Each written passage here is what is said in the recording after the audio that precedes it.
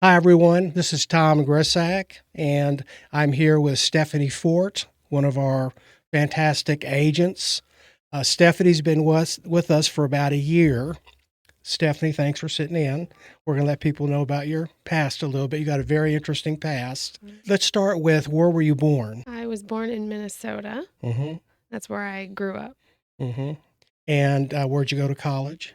University of Northern Iowa. All right. And I understand you played basketball there, right? Yes, basketball. It was only about 3.5 hours from home, so kind of closest Division I option outside of the University of Minnesota. Yeah.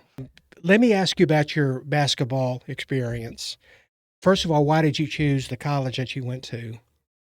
Well, mostly distance. I wanted to stay close to home. Mm-hmm. Obviously, I was going to go where I got a scholarship, Mm-hmm. and so that was the closest place. And they had the art major that I was looking for. Okay. Was it tough to break onto the team, or how long did it take you to feel like you were part of the team established? I came in, there were 6 of us freshmen, so we kind of bonded right away, and we had to go the summer before school started. So we were there all summer training Yeah. before school even started. So I already knew the campus and I knew a lot of people. Right. So I fit in right away, Right. like made And you liked friends. your coach? Yeah, it was a good time. And your coach is still there, I think you Yeah, said? she is. I think has the longest coaching career in Missouri Valley Conference for that. Really? Yeah. And tell me about, you said you went on a mission trip with her? Yeah. So one of the summers, my head coach and then the assistant coach and my sister and I and my mom, we all went on a mission trip together Mm-hmm. to Guatemala. It was through an FCA leader out in North Dakota. So there were Mm-hmm. some student athletes from North Dakota, and then we were from UNI, and there might have been a couple other schools represented. But we Mm-hmm. went out to Guatemala for a week and did that mission trip, and it was really cool to you get your coach every day, Right. and it's like, I wonder how they're did that yelling at you and Yeah, did that change the right. dynamic when you're with them and Yeah. you're away from all the other team members? Yeah, And both coaches, I got to know them on a personal level and yeah, on a spiritual level, and yeah, that's nice. so yeah, it was really cool to see the other side of them. Yeah, And then you feel closer and you want to work harder for them, right, you know? right. And you don't play basketball anymore, No, right? no, I still love basketball though. I'll coach my kids. I love to coach kids. I'll have Mm-hmm.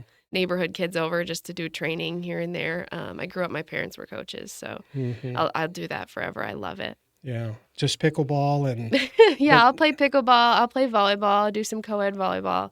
Played in high school, so now I think it's fun just to play for fun, yeah, volleyball. But basketball, I feel like I was so competitive in that yeah. now it's kind of And hard just to play for fun. Now I just you'll want to never be as good coach. as you once were, and it's hard to see your skills diminish, as you get older. And I've got that same Yeah, I that told my son I'll coach him until he can beat me. yeah, that's a So good way to we'll do it. see how old he gets before he can beat me. Yeah. Well, you're very competitive, which I love, and it kind of makes sense that you have that in you. Um, and when did you graduate from college? Graduated 2016. All right. And what did you do after you got out? Got married right away and Hmm. then moved out to Pittsburgh with my husband. Okay, interesting story there. Tell us about your husband, LJ. So he went to University of Northern Iowa too, although he was a senior when I was a freshman. We met at Fellowship of Christian Athletes. Hmm. He played football there. Hmm. And then he went directly to the league to play football. And so then By the league, you mean the NFL, NFL, right? yes, yeah. So he was with the Steelers by the time that I graduated. So we got a spot in Pittsburgh, And what position did he play? middle linebacker. All right. He went from there to where? To Well, he where? started with Cleveland. He was with Pittsburgh when we got married. He was there 4 years. Hmm. So we were there for quite a while, and that's a long time. It is for the NFL, For the a NFL. player. Yeah. Then we went to Philadelphia and then Baltimore. And he retired when? 2023 officially. We moved here 2022, and he was just rehabbing an injury and then decided to retire. Well, was it his knee that Yeah. hurt? Always the knee, Yeah. it seems like. Mm-hmm. And tell us about your kids.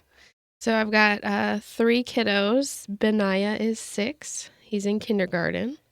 And then Ezekiel's 4 and Milana is 2. I can't remember exactly how you came to us a year ago, but we were talking beforehand, and you had said you talked to Sean. I guess Sean had sold a piece of property around you, and uh, I guess it was just fate that you asked him to tell you a little bit about Keller Williams, about us. So I was kind of kidding her. Normally in this business, you don't start out with $1 million listings and sales. You start out with maybe a $300,000 home, a 400,000, and well, at least I did. Then you kind of work your way up, and eventually you hit that number, $1 million. You just blew right by. You didn't even mess with the lower priced homes. You went right to the $1 million, and you've had $3 million plus sales with us already. Tell us about those. The relationships are really important for me with the sellers, and that's how I got those listings. So I take it very seriously, and just having this team behind me for those deals, I can't even explain how important that was, because it was everyone helping. You've had one you really had to work hard to get it closed. Yeah. And that's the mark of a good agent that can put it all together, keep everybody calm, and get the deal done. And you've done it. And when I say it's difficult to get the more higher priced homes when you're just starting out, when you're first year, because people don't tend to think you know what you're doing, and they don't.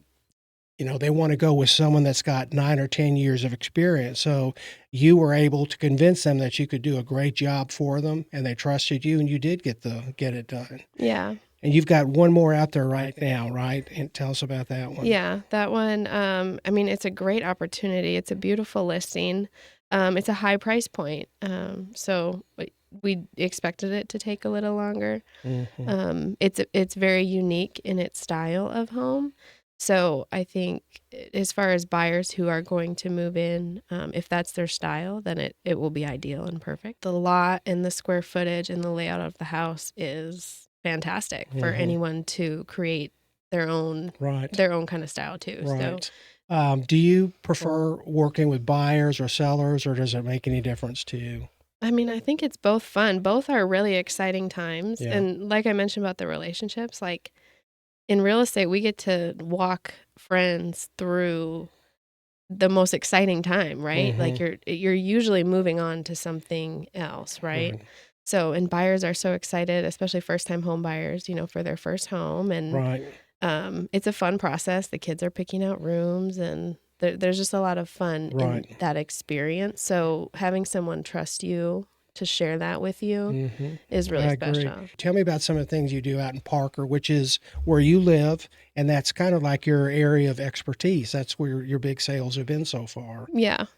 Parker's a special place. You've got a lot of acreage properties, and you've got the space, but you're so close to everything, which is fantastic. We chose to live here because of Allen ISD, actually, and Parker has some beautiful homes in Allen ISD, so that was kind of the draw to Parker. Right. But I've been involved a lot with both the school district and the city. So in Parker, there's a lot of opportunities. In our neighborhood alone, we have just a lot of social events. We do Bible studies, pickleball, ladies brunch, block parties, all the things. And you built your own pickleball court too, we built a pickleball court, yes. And then Parker, I've gotten to know just people who work there, the police chief and the fire department. They're super supportive of the events that we put on. The mayor's wonderful, and just the council members, and everyone working hard to keep Parker. And they show up for these events too. They do. Everyone kind of rallies. It's nice. Yeah. Sometimes you're worried to put on an event because no one will show up, but you've always had real good turnout in yours. Yeah, no, Parker's great. There's Parker Women's Club. They've got a lot of events. And then just with the school district. So I had mentioned LJ and I, we met at Fellowship of Christian Athletes in college, and now we run the FCA at Allen High School. So we're plugged in there just with their student athletes.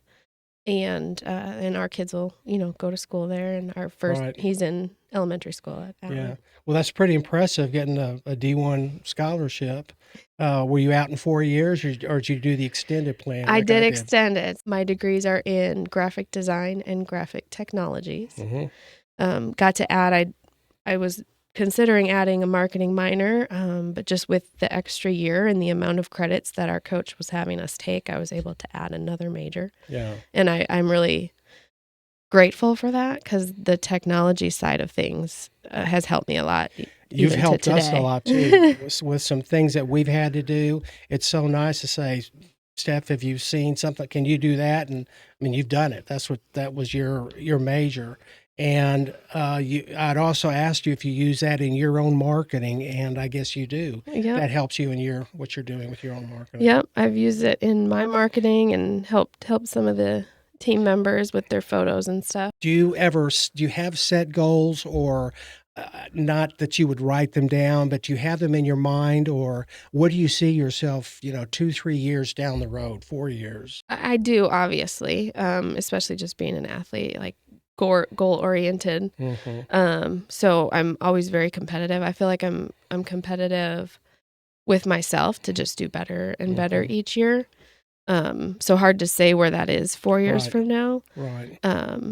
But it's just to always do my best, Well, if your next 3 years are like your first year, I mean, that's really highly, highly unusual for someone to have $3 million plus sales in their first year. And you work through all of those issues that came up, handle it with grace and aplomb, and we stay out as a team. We're always there to help if there are questions, and we were able to help you work through some issues that you had seen. So we're very proud of you, and we're so happy that you're on our team.